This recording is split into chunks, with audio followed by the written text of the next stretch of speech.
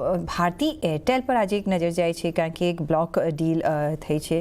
Nearly 3,500 કરોડની આપણે block deal થતા જોઈ છે. વિરાટ, ભારતી એરટેલ ત્યારબાદ આપણે એક ઘટાડામાં ગયો છે, પણ શું કરશો અહીંયા? અગર ભારતીય એરટેલને જોઈએ તો રિસેન્ટ ટાઈમ ફ્રેમ પર ડેફિનેટલી એક ન્યૂઝ બેઝ મોમેન્ટમને કારણે આપણને એક કરેક્શન બનતું જોવા મળી રહ્યું છે. પરંતુ અગર આપણે એને ઓવરઓલ જોઈએ તો એક પેનેટ સોર્ટ ઓફ ફોર્મેશનનું બ્રેકઆઉટ આપણને વીકલી ચાર્ટ પર બનતું જોવા મળી રહ્યું છે, which is very positive sign for the stock. તો કદાચ જ આપણને અત્યારે ટાઈમિંગ એક કરેક્શન બનતું જોવા મળી રહ્યું છે, પરંતુ ઓવરઓલ અગર આપણે વાત કરીએ તો ઘણા પોઝિટિવ ઇન્ડિકેશન્સ છે આ સ્ટોકને લઈને.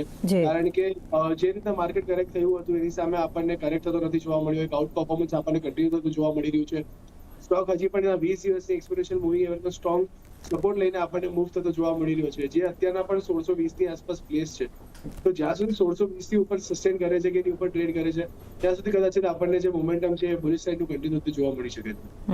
ઓકે, તો ભારતી એરટેલ પર એક વ્યૂ ક્વિકલી. ABB India